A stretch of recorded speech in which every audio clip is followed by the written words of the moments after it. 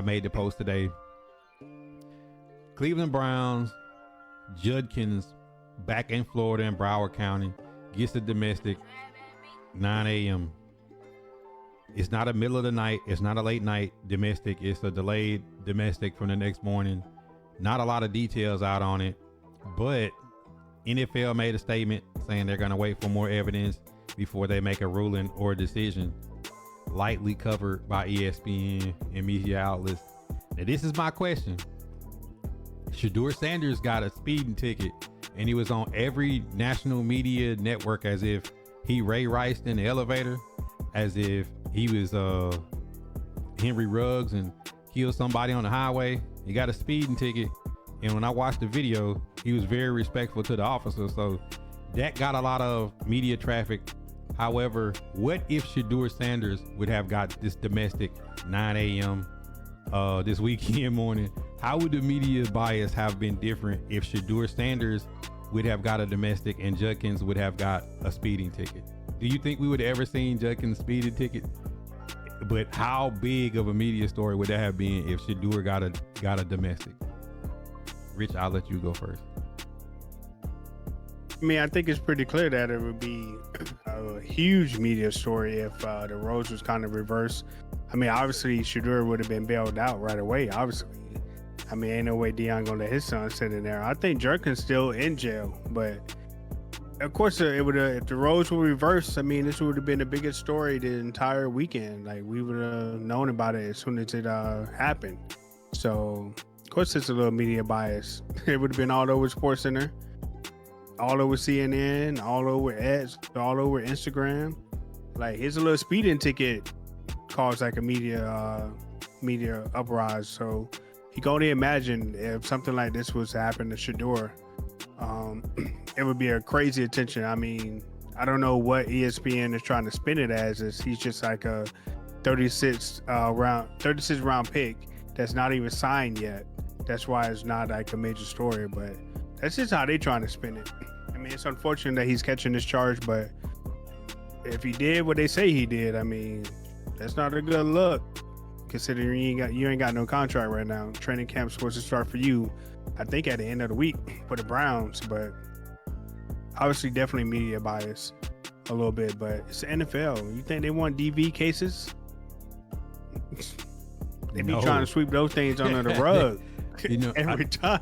This is like a black eye for the Browns. Is they had a really good draft class. They had a really good draft, a good off season. They retained Myles Garrett. You get two young quarterbacks.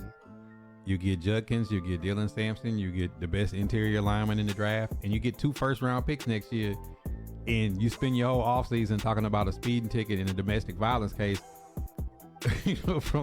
from guys that was not your first-round pick. It's just a tough situation, and I don't like the media outlets of how they have used Shedeur this whole offseason since the draft, because if this was Shedeur on a domestic case, this would be like World War III started, like nuclear missiles went off that don't get covered as much as Shedeur Sanders. We have in the Middle East, we have some nuclear. We got people shooting bunker busters that don't get the media attention that if he would have had a domestic violence, and then flipping in reverse and see Judkins. The NFL is doing the right thing by saying, let's wait till all the information comes out. Like you said, it's bad for him because if it's untrue, it's a black eye on him in the beginning of his career, a hard lesson to learn. But when are these guys gonna learn? When you a superstar and you come into the league, y'all gotta be more careful with the females you choose, because it could be him, it could be her, but you cannot put yourself in these type of situations with millions of dollars of guaranteed money on the line. Because if he goes to jail and he has an unsigned contract, they could just be it, and his agent could just walk, and everybody that knows him. I mean, look at Isaiah Bond. Isaiah Bond has that case, and he didn't get drafted as a guy that was projected to go in the 2nd or 3rd round.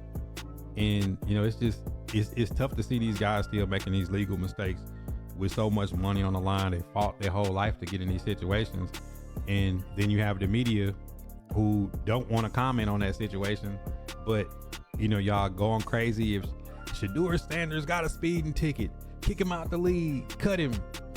I never liked him. But will we be talking about the Browns if it weren't for Shedeur Sanders? So you got to understand why any type of Shedeur headline is going to jump to the top of the Browns list, because without Shedeur, we ain't talking about the Cleveland Browns.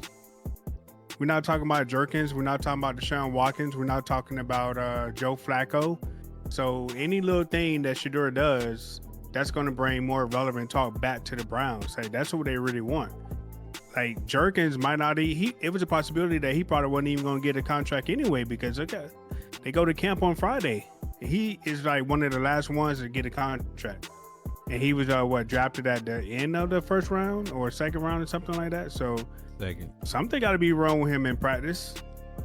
He ain't got no contract right now. There's nothing wrong. What happened is it's some players that traded that were drafted in the second round on the traded pick. There's a player that got a fully guaranteed contract in the second round, which is unheard of.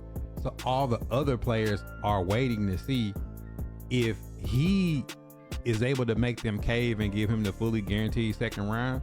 It will set a precedent. So it's a lot of most of the second round guys haven't signed a contract because they're waiting. Their agents are all waiting to see if this guy gets this fully guaranteed second rounder. The whole second round is pretty much gonna all get guaranteed contracts.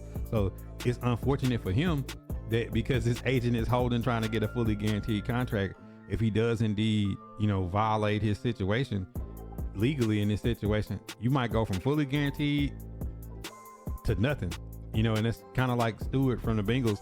Yeah. Like he wanted all the first rounders get fully guaranteed money, and the Bengals are not agreeing to that. So he hasn't played. So, it's a tough situation, for sure, that this year, all the second round picks, because you got to think some of those guys probably looking at, they could have stayed in college and got NIL money similar to what they getting, and they want to make sure that it's guaranteed.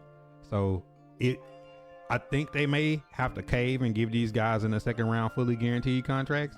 Because if not, you're going to have a lot of guys playing the fence on saying, well, I'm not going to come out and go second round if I can go back in the NIL and get a check and transfer schools. Carson Beck, right? Quinn. Well, Ewers. Either way, it's not looking good for this dude anyway. No, it's not. It's not looking good at all for him. So we'll see. But without Shedeur, nobody's talking about the Browns at all. I think the only news that I hear from the Browns every single time that I do hear something about them, it's about Shedeur. Like, oh, is he going to make the cut? Is he going to, how's he doing in practice and stuff like that? It ain't never about how is the quarterback room right now in Cleveland. Like, I just seen some Instagram pictures of Deshaun Watson in Europe. So I mean, come on, ain't nobody talking about the Browns. Nobody. Yeah, now they got this DV case going on. Yeah, they may talk about it now, but I was like, yeah, that shows people's bias. They don't want to admit it. They'll try to make it be something other than what it is. But when we have these sports debates now, Rich, I wish people would just say, you know what? He should do it. He's primetime son, and I don't like him. It's like, I'd rather people just say they don't like somebody than try to make some kind of bro, a 21-year-old getting a speeding ticket is not a big deal. Now, if they racing cars on drugs and, doing stuff like that, then that's different. Got guns in the car, that's different. But, we're in a society now where people are more excited about a speeding ticket because they don't like a particular person than a domestic violence case. Because, the NFL is taking the approach of let's wait for all the facts to come out. And you haven't heard anything from his side of the Browns saying anything about this situation. So, it may be some time for we, hear all the details of this case, but probably be closer to season starting, and it'll be a ticker on the bottom of the screen, and we all overlook it because we're so excited about the football season that either he will or won't be on the team. For Shedeur, you talking about Judkins? For Judkins. It'll be when they finally stall and come out, it'll be at the bottom of the screen and nobody will care. Considering the charge and it being a DV, you know how the NFL is about DV cases, man. If they had the opportunity to either sweep that coverage under the rug, they're gonna do it.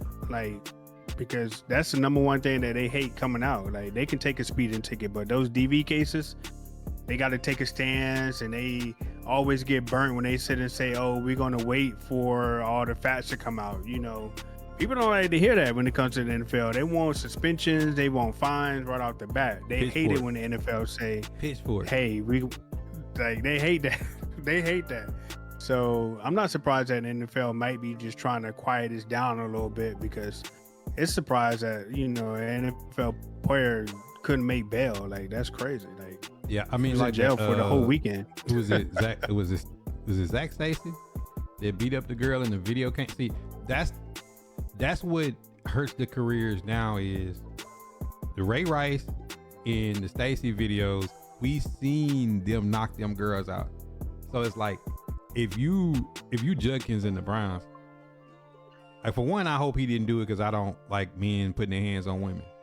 Two, if his tape drops and the Cleveland Browns have stood by him and made a statement, and the tape drops of him, like, you know, power bombing this girl through a TV like Stacy, or Ray Rice hitting the Mike Tyson uppercut in the elevator and dragging the girl out, or Yeah. because I'm not here to damn or condemn nobody to say that people can't, you know, get over their situations, but these a lot of people ain't bounced back from these domestic situations, and people have to start. Yeah. So The biggest lesson is, you know, you gotta start choosing who you're gonna deal with. You gotta start choosing who you're gonna deal with, you know. And if she's loud and all in the and popping and it's a toxic situation, maybe, just maybe, you should let it go on both sides. Like, we seeing so many of these people, these athletes in these toxic situations. you gotta let it go. I mean, there's no way in the world that would ever be accepted to do that to a female. You just can't do it. Can't do it. And I got to get out of here on that one. Just can't do it. So hopefully it's not true. But those cases never really work out for these NFL players. But it's zero tolerance, man. You can't do that. You can't do that stuff. You cannot do that stuff at all. So he says Zion is the worst. Yeah, it's like, hey, look, and we all sitting there looking at Klay Thompson getting with Megan Thee Stallion, and all we could think about is, you can be known as a different type of shooter, my boy. You know what I'm saying? You get to deal with, like, listen, man, I don't know what these dudes be thinking. It's not gonna be no different if it's you, brother. You know what I'm saying? Like, she don't like you for your haircut, man. Like, y'all, hey, any of these guys need to start going to get a regular girl front deck that got a 9-to-5 job that take care of herself. Yeah, man, look, pay a few little bills for her. For me, I don't understand why a lot of celebrities, and probably goes for both men and women, why they just recycle the same people over and over and over again. Like you just mentioned, he could probably go out and get a regular person. Like, that's probably what he should do, because he's been in the industry for a while now, dating a lot of these celebrities, and it just hasn't really worked out for him. But it don't never work out, Rich. Every year we see 2 or 3 NFL, 2 or 3 NBA, and you know what's even sadder? Like, when you see some of the cases, like you know, some of these guys, like, actually, you know, have unalived some of these girls. And how on earth could you have an NFL, NBA contract and get mad and kill your girlfriend and, like, go to jail for 40 years? Or, you know, like, if you a millionaire athlete with a $10 million contract, having to take it from a woman and drug women and get a woman you gotta beat up to feel excited, like, what? Like, I don't understand it. You know what I'm saying? It don't make sense to me. You know, I'm not in that situation. You know what I'm saying? But when I see these guys and the things that they do, I just, like, wonder, like, who is your inner circle that checks you and keep you grounded to life, that tells you about some of these situations y'all dealing with? Cause, like, they gotta not care about y'all to, you know, to but not only that, but if I was rich and Buddha was rich and he dated a girl, and there's no way I can date the same girl that Buddha dated. Like, once I found out that she dated Buddha, I'm like, listen, I don't need to know you dated Buddha and you trying to come over here, like. And I'm sure he wouldn't date somebody that I dated and smashed out. That's ain't no way. I can't date another celebrity's girlfriend. Like I couldn't do it.